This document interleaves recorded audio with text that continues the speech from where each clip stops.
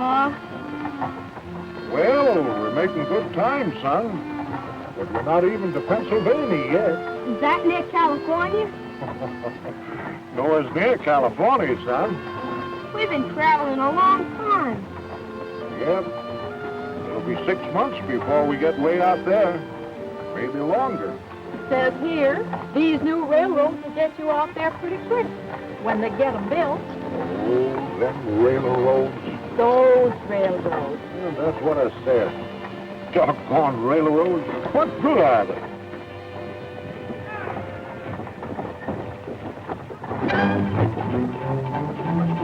Here comes another stagecoach, Pa.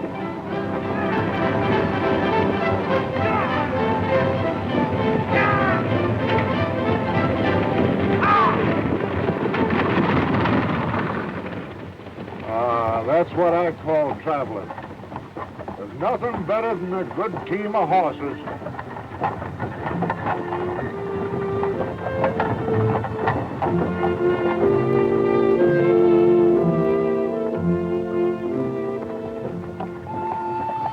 Easy, boys, easy. Mom, look! The railroad! Oh, doggone railroad. Oh, there. Easy. Ready, ho, ho.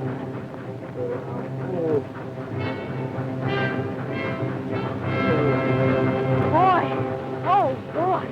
Oh, there. Steady, boys, easy. Oh. I'd like to ride in the railroad.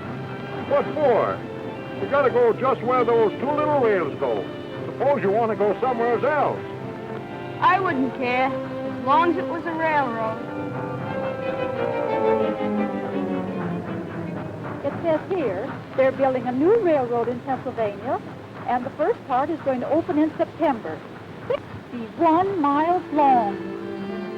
Where to, Mom? It says here, son, that it is going to connect at Harrisburg, the capital, with a state-owned line from Philadelphia. And then people can ride a railroad train all the way to Lewistown. So the expanding age of transportation began.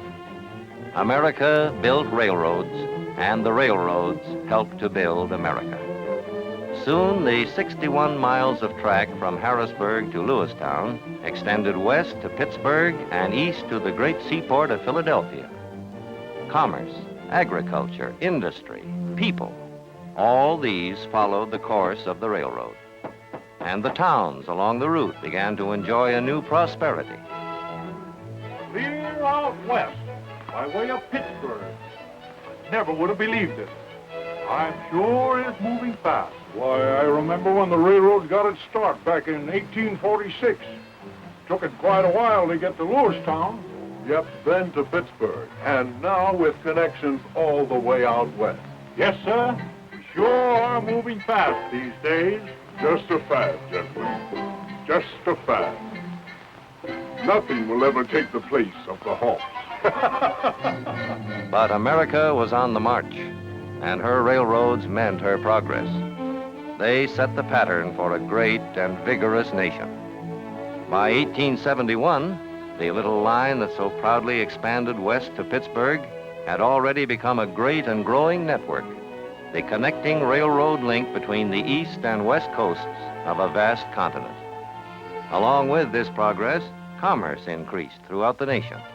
The folks out west now had access to the products of the east. Mrs. Pioneer was no longer isolated from the cities. She could dress in the same height of fashion as her sisters in the east. Oh, Ella, look. Aren't these lovely dresses? Yes, ma'am. That's the new issue of Godey's Ladies' Book. Just got in by railroad from Philadelphia. I received some new materials, too. Let me show you. I just can't wait to make one of these dresses. In step with the march of progress, railroad operating methods improved. The old highball signal gave way in time to the semaphore and to automatic position light signals. The old iron rail was replaced by the modern steel rail with a deep, safe roadbed. Wooden cars gave way to all steel construction. And to the original crudely operated brake was added a new invention, the air brake, which has contributed so much to make your railroad the safest form of transportation. By 1880, many thousand miles of track had been laid. The progress of America and the progress of its railroads became one and the same thing. Electricity was harnessed to the railroad. Tunnels were dug under the Hudson River so trains could go directly to the heart of New York City. And Pennsylvania Station became a reality, serving in the last 10 years alone more than 757 million passengers. The all-rail link with New England and the South and West was established. Industrial America sprang up along the railroads. Factories and jobs, steel plants and more jobs, and foundries. Our agriculture, our mines, our great mills, and oil wells, the whole national economy tied together by sinews of steel. The original 61 miles of track from Harrisburg to Lewistown became a system whose network of tracks totals more than 26,000 miles. From one passenger train each day to more than 2,500 trains every day. From one freight train twice a week to more than 5,000 freight trains every 24 hours. And transporting freight is the biggest job of all. From farm and factory and mine, carrying food and finished products and coal by the trainload. Coal to furnish power for industry, heat and light for our buildings and homes. From one corner of America to the other, freight trains roll along, tying the nation together, keeping its business on the move, with railroads working as a team, making America a vast network of rails, a giant system for better and faster service.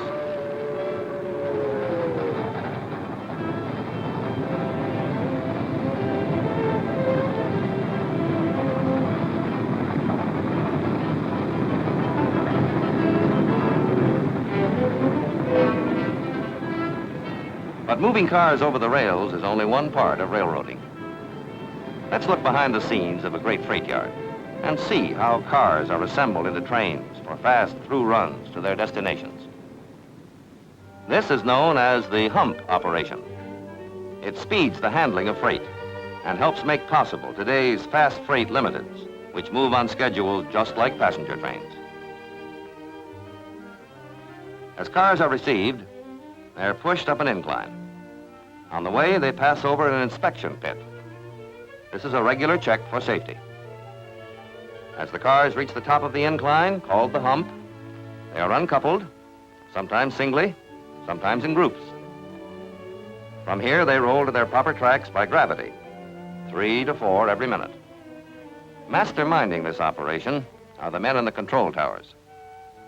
The tower operator works from a teletype list, showing the numbers of freight cars and the order in which they will move over the hump. The tower operator, by manipulating small levers, sets the switches to route each car to its proper track. Another set of levers controls retarders, which reduce the speed of the car.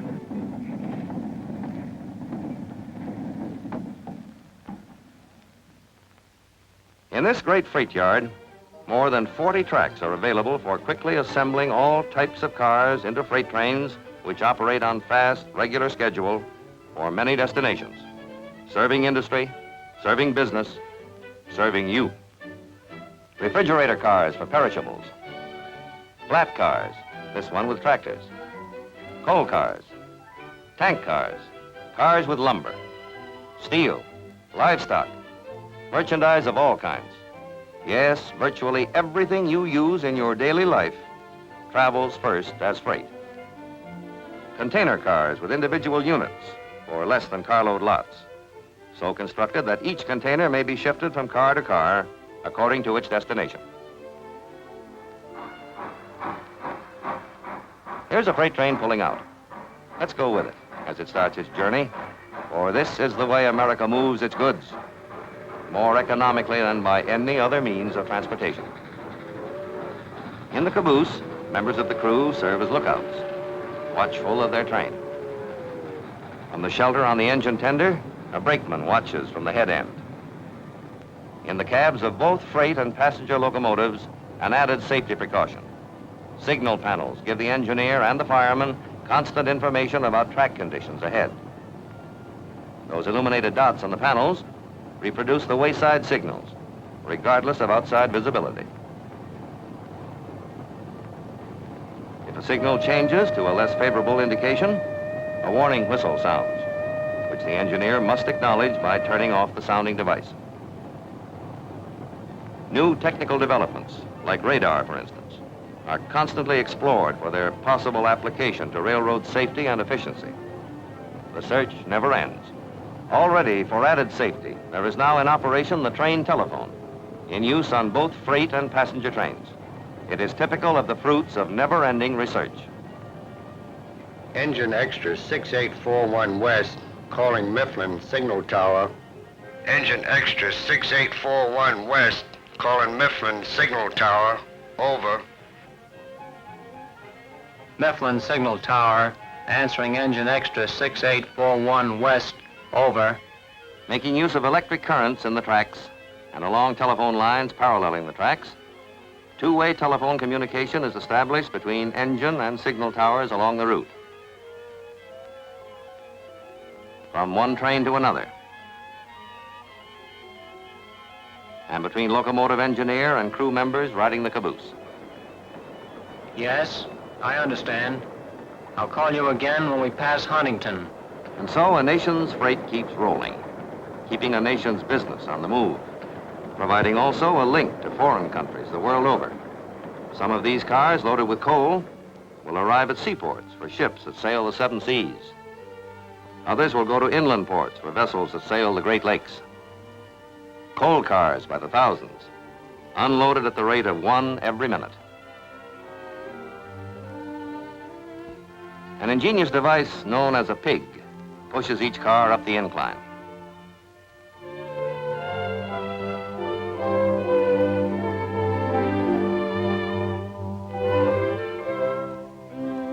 The car is then raised to the dumper and quickly unloaded.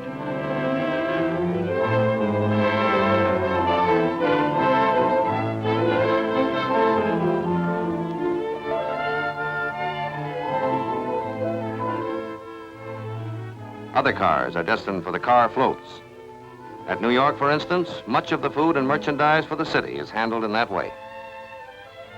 Cars loaded with wheat and other grains will find their way to the grain elevator for storage until the ship is ready to carry on the journey. Other cars carry ore and minerals. When iron ore arrives by ship, these giant unloaders pick up 17 tons in a bite and unload a vessel in a matter of hours. This is the vital material which feeds our great steel mills. Vital because steel is the basis of American industry.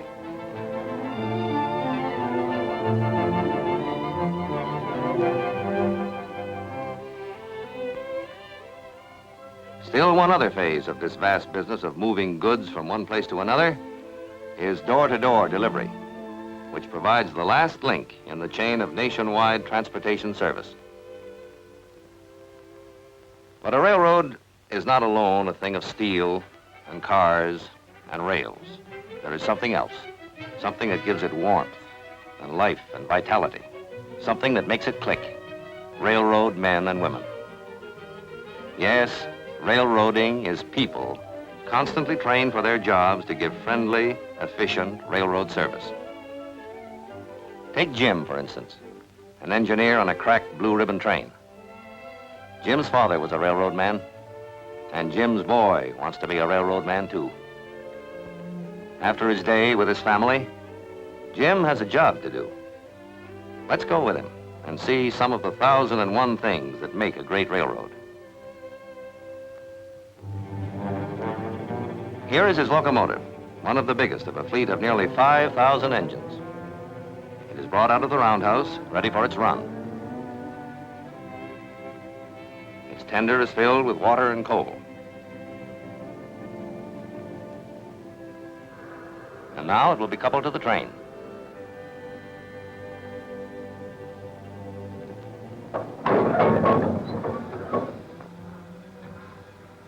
The air and steam lines are connected and the air brakes tested. Meanwhile, you have bought your ticket. Perhaps you've made a reservation. The Reservation Bureau has it ready for you.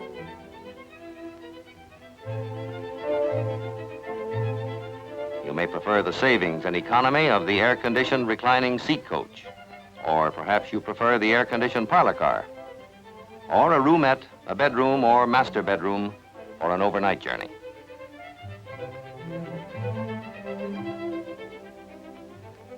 All aboard.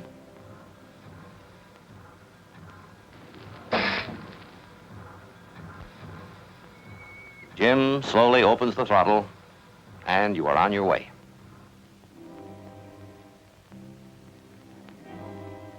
Meanwhile, from the signal tower that controls the maze of tracks and switches at every large terminal, Jim's route out of the station is lined up. The model board displays every track, switch, and signal light leading into and out of the area controlled by the tower. The movement of every train within the area is indicated by changing lights on the board. Here we can follow the course of Jim's train as it moves out of the station.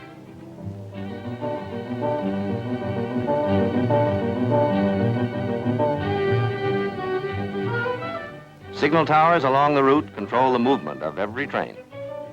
Meanwhile, meals are served in the dining car by men and women who, like all railroad employees, are constantly schooled in courtesy and efficiency.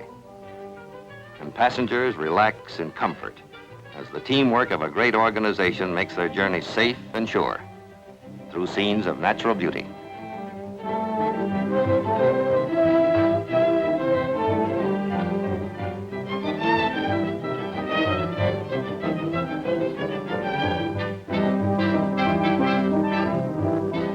Today's trains, fine as they are about to be surpassed in beauty, comfort, and conveniences.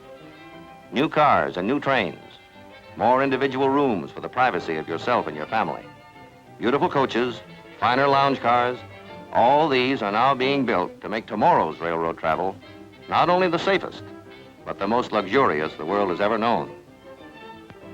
Progress, new services, improvements, and safety are the tools of the railroad team. Jim is part of that team, and the most modern automatic electric signaling system in the world guides him safely on. Jim knows the organization behind his job, which includes an army of maintenance men who keep the roadway in shape. Track walkers are constantly making their rounds of inspection. Then there is the train dispatcher's office, which directs the movement of all trains and keeps a record of their progress. Jim knows, too, that every signal tower along the way will be notified of his progress, and that each tower will report his time of passing to the train dispatcher. He knows that every point in the system may be kept in touch with at all times. Messages of every kind are constantly sent and received by teletype. Telephone exchanges permit instant communication to all points of the system. This exchange, just one of many, is big enough for a city of 15,000. Electricity, too, plays an important part in railroading. In areas of great traffic density, electrification speeds operations. This is the power director's room, where electrified trackage and the necessary lines are shown on a giant chart. Hot lines are indicated by lights. In another room, the load dispatcher makes sure that the supply lines from the powerhouses to the railroad are functioning properly. A battery of instruments records the load on every line. This tremendous power is at the fingertips of the engineer of the electric locomotive. Still another important part of railroading is the building and maintenance of equipment. You do things big when you build for the railroads. Giant castings made in one piece become the frames for modern locomotives. Driving wheels in an endless procession, accurately balanced, tested, and double-checked. Skilled craftsmen hammer and rivet to create these towering boilers. Other men build and repair all types of freight and passenger cars. New construction and maintenance on a broad basis. Welding flues for boilers, melting iron for castings, preparing molds, checking, grinding, heating, quenching. These are just a few of the many big jobs which go on behind the scenes, with automatic lathes and precision machines helping to keep up the pace. A small forging is needed. a bigger piece for a bracket on a freight car, a mighty chunk, the driving rod for a locomotive. And all this activity follows a well-thought-out pattern to keep countless projects going and progressing all the time in order to turn out the stuff that keeps the railroads rolling. When finally a newly designed locomotive has received its last coat of paint, it is ready for a run in the locomotive test plant, the only one of its kind in America, where every engine becomes a colossal guinea pig, and where it is put through tests which simulate every condition encountered on the road. Ready for a test run under its own power, slowly at first while the experts watch every move.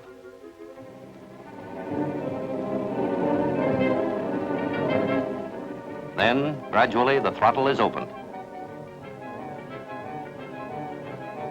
Instruments chart and record vital data for the mechanical engineers so that the engine's performance will be perfect before it goes into service on the road.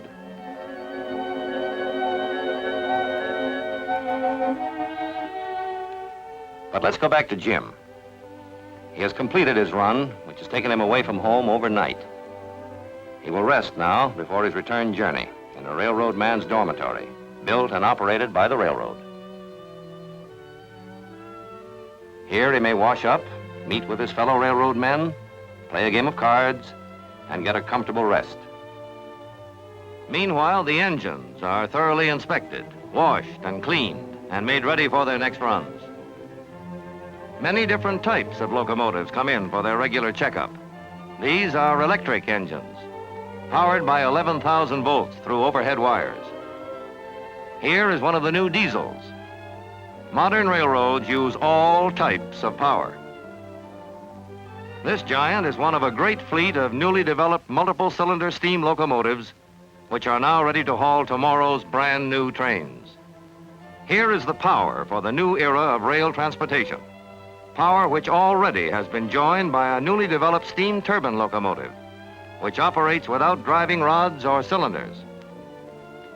Truly, transportation has come a long way since the days of the covered wagon and the stagecoach, and the little old choo-choo of 100 years ago. Progress like this is the result of ever searching for new things, ever searching to improve in order to perform more efficiently. For research is a vital part of railroading to make tomorrow's transportation better than today's. Here, rail is tested under a pressure of 1,000,000 pounds per square inch, finding out about springs for a smoother ride, studying and testing metals, materials, and parts for better quality, for greater safety, for smoother, faster performance. Testing the qualities of coal. To perform properly in a locomotive, coal should swell up. The rubber glove test, where gloves are immersed in water and subjected to 50,000 volts. The tiniest flaw can be fatal to a lineman handling high-tension wires. See that spark leaking through? Rejected. Checking metals for defects. Electric currents and iron filings locate a flaw invisible to the naked eye. The headlight reflector test. Photoelectric cells measure its intensity on a white target to make sure that on a night run, the locomotive engineer will have a clear view of the track ahead. Yes, we do have a clear view of the track ahead, the track that leads us to the years ahead. For America has developed this transportation system that ties together our industry, our trade, our agriculture, our nation.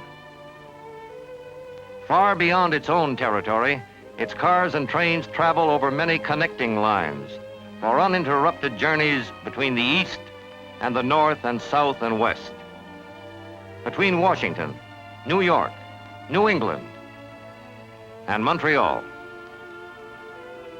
The north and the south, by many connecting lines, straight through without change.